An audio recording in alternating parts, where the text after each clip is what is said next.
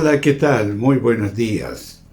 Ahora estamos juntos otra vez para dialogar con la palabra del Señor sobre tu vida, porque se trata de ti. Hemos hablado cómo ser salvo, y lo que esto significa, y también hemos llegado al bautismo y cómo entra como miembro en una congregación en la iglesia el cuerpo del Señor Jesús. Esto de pertenecer a una iglesia y de ser integrante de una congregación tiene muchísima importancia. Allá en la congregación sabemos que pasa cosas que es para tu favor. Tú puedes desarrollarte, crecer en la fe, en la obra, en todos los sentidos como cristiano. Y por eso en la iglesia hay enseñanza. Esto es un punto primordial, podemos decir, en las actividades de la iglesia, la enseñanza para formarte. Bueno, para ser bautizado y entrar en la iglesia como miembro, hace falta, podemos decir, algo de conocimiento de lo que es salvación y con esto de entregarse a Cristo. Pero en la congregación tú vas a ser formado y formada para funcionar en la vida diaria y también en la vida cristiana, ¿no es cierto? Nosotros nunca jamás llegamos a la perfección, estamos en el taller toda la vida, pero la iglesia es una institución creada por Dios justamente para ayudarte de crecer y de desarrollarte. Vamos a leer un poco sobre esto en la palabra del Señor ahora. Hebreos capítulo 6, versículo 1 y 2. Por tanto, dejando ya los rudimentos de la doctrina de Cristo, vamos adelante a la perfección, no echando otra vez el fundamento del arrepentimiento de obras muertas de la fe en Dios, de la doctrina de bautismos, de la imposición de manos, de la resurrección de los muertos y del juicio eterno. Sí, el modelo que debemos seguir es la iglesia que nosotros encontramos en las primeras páginas en el libro de los Hechos. Nosotros siempre lo llamamos la iglesia primitiva. Allá se ve cómo era la iglesia y cómo debe ser la iglesia. Y allá nos encontramos con esta realidad que la enseñanza tenía gran importancia en la vida de la iglesia y debe tenerlo también hoy en día. Vemos lo que dice. Hechos capítulo 2, versículo 41 y 42.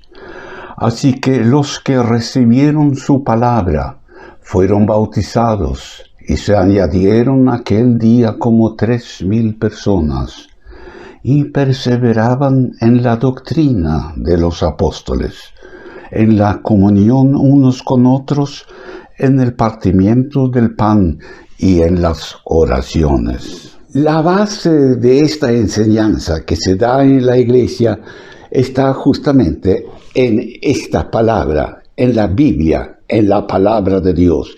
De allá se busca el conocimiento de la vida cristiana, de Dios y de todo lo que está vinculado con eso. Y por eso otras fuentes en realidad no valen nada en comparación con la palabra de Dios. Leemos 2 Timoteo capítulo 3, versículos 16 y 17. Toda la escritura es inspirada por Dios y útil para enseñar, para redarguir, para corregir, para instruir en justicia, a fin de que el hombre de Dios sea perfecto, enteramente preparado para toda buena obra.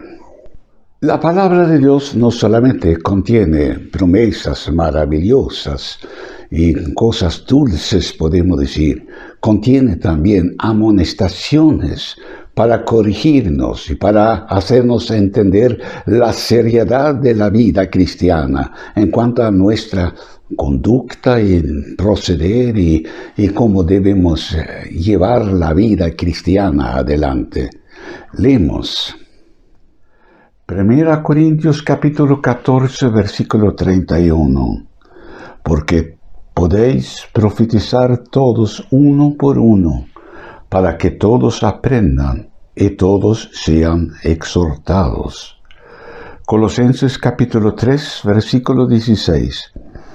La palabra de Cristo more en abundancia en vosotros, enseñándoos y exhortándoos unos a otros en toda sabiduría, cantando con gracia en vuestros corazones al Señor con salmos e himnos y cánticos espirituales. Enseñanza en la palabra del Señor nos perfecciona, pero también a la vez nos lleva adelante a un crecimiento, un entendimiento de la fe y de la vida cristiana. Y debemos por eso profundizarnos más y más en la palabra de Dios y realmente venir y escuchar la enseñanza. Esto es muy importante para cada creyente. Leemos la palabra. Segunda Pedro, capítulo 1, los versículos 2 a 10. Gracia y paz os sean multiplicadas en el conocimiento de Dios y de nuestro Señor Jesús, como todas las cosas que pertenecen a la vida y a la piedad nos han sido dadas por su divino poder, mediante el conocimiento de aquel que nos llamó por su gloria y excelencia, por medio de las cuales nos ha dado preciosas y grandísimas promesas, para que por ellas llegaseis a ser participantes de la naturaleza divina, habiendo huido de la corrupción que hay en el mundo a causa de la concupiscencia.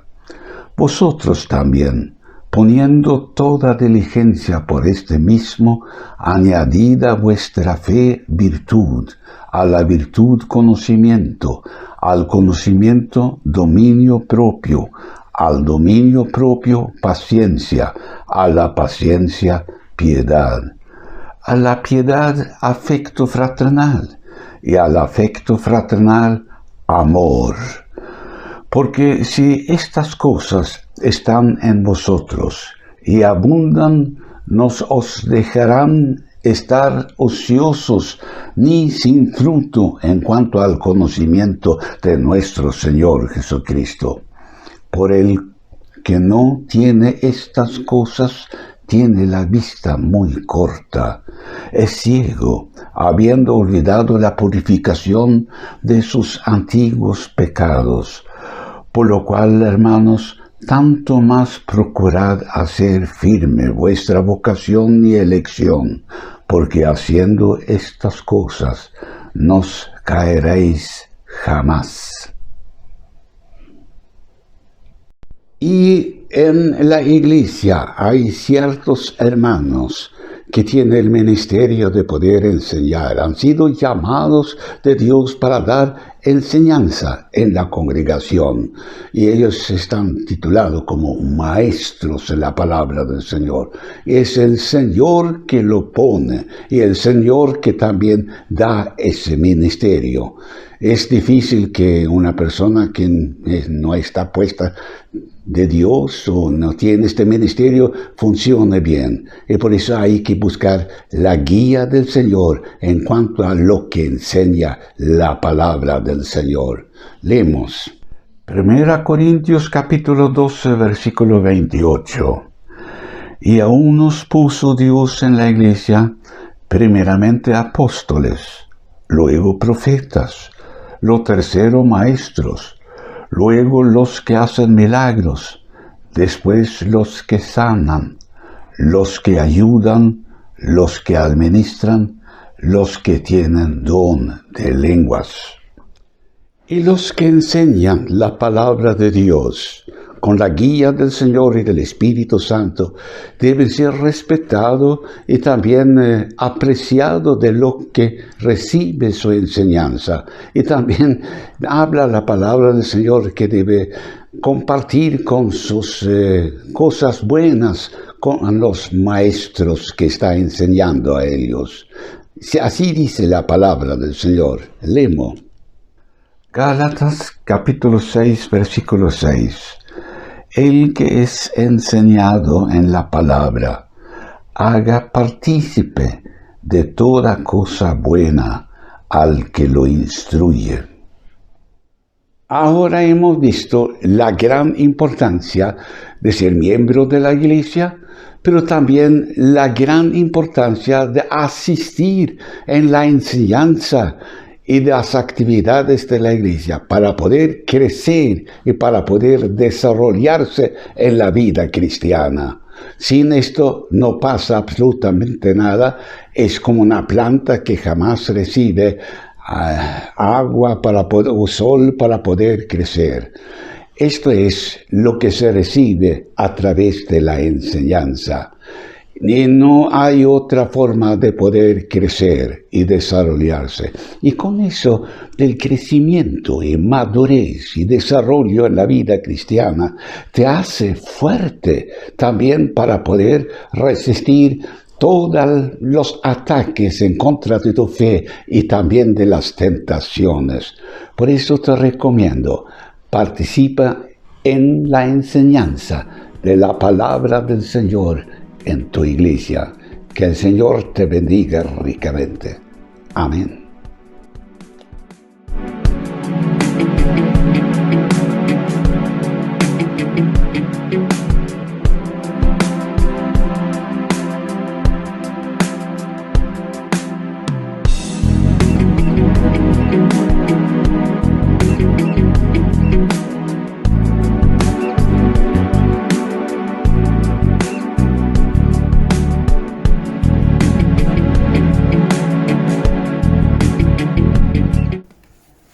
Tal vez estos estudios pequeños y también los relatos que tengo y los videos que estoy cargando en YouTube ha significado algo para ti, tal vez para edificación, inspiración o conocimiento, lo que sea. Puedes tal vez recomendar esto a tus amigos y tus amigas, que tú como ellos también pueden suscribirse para poder recibir aviso cuando yo cargo algo nuevo. Nos veremos entonces y que el Señor te bendiga.